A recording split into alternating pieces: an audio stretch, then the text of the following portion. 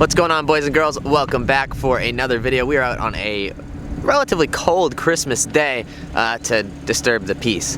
Today we're going to be talking about the two-step setup on my B8.5 S4. Now, a lot of you have asked questions about this, and I wanted to clarify before we get into it that as far as I know, Integrated only recommends this for cars with test pipes, so no cats in the headers. I actually do have JHM high-flow catted downpipes, separate from the headers. They're further back, which moves the cats away from the source of the heat, and the hope with that is that they don't heat up as much and clog like the stock cats do on a dual pulley setup. I don't think they have any advisories for high-flow cats set further back, but if you do have this setup, I would just be mindful of doing two-step too often. Not necessarily something you want to always be doing. Don't mind my check engine light, that's for a bad O2 sensor. But let's go ahead. So I'm gonna put my foot on the brake. The car will rev up. You can hear it hitting the limiter there. And then if I get on the gas more, obviously it hits the two-step. Now just to show you, if I'm off the brake, the car will actually rev right past 2600 RPMs. But if I put my foot on the brake, rev the car up, there you go. So why two-step in the B8.5 S4? Well, it's mainly for drag racing, obviously for launching purposes. And if you guys have actually researched any drag race in these cars, you know that a lot of people launch with what they call the upswing method, which is basically, to describe it, the stock launch control holds right around 3,000, or if you're tuned, it's like 3,600 to 4,000 RPMs, and it holds it with the throttle body almost closed. Now, when you launch the car and you come off the brake, it takes that split second for really all the power to be given to the clutch, and as a result, the cars don't get off the line as fast as if you were to do the upswing method, which is basically you engage launch control, and as the RPMs are climbing, before they hit that limiter, you come off the brake, basically dropping the clutch in a dual clutch car and allowing for more power to be delivered right off the line. People do see better results on 60 foots, myself included, from those upswing method.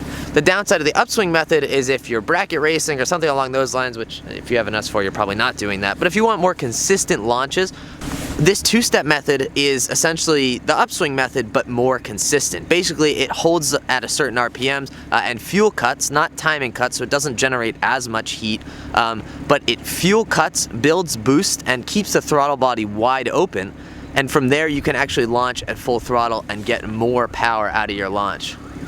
Oh, there's a car alarm going off over there.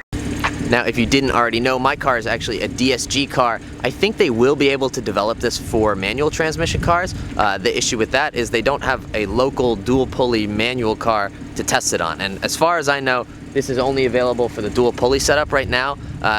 Maybe it will work its way down to single pulley and even stage 1 tunes, but for right now, the launch control is only available for dual pulley cars. So how it works is just the same as normal launch control. You put the car in sport mode, traction control off, foot on the brake, foot on the gas, and you can actually launch the car then. But Damon, the software engineer over there, has you racers in mind as well, and so what he's done is he's allowed us to enable launch control in both park and neutral by putting our foot on the brake and foot on the gas. It doesn't matter if traction control is on or off. That's kind of nice at a car meet, so you're not going to launch it into a car in front of you if you want to do two-step, but you know, don't do two-step at car meets, don't ruin them. Anyway, I'm sure you guys are wondering how it sounds. I'm not going to launch the car today on this setup because all we're going to do is blow the tires off.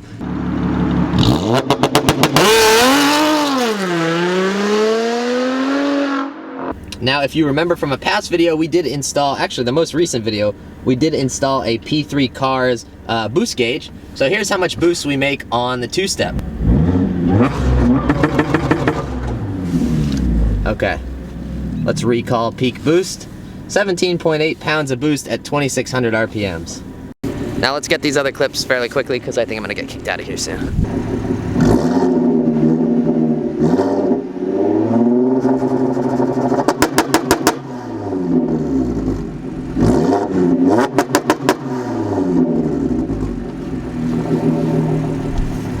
Oh, the camera's falling.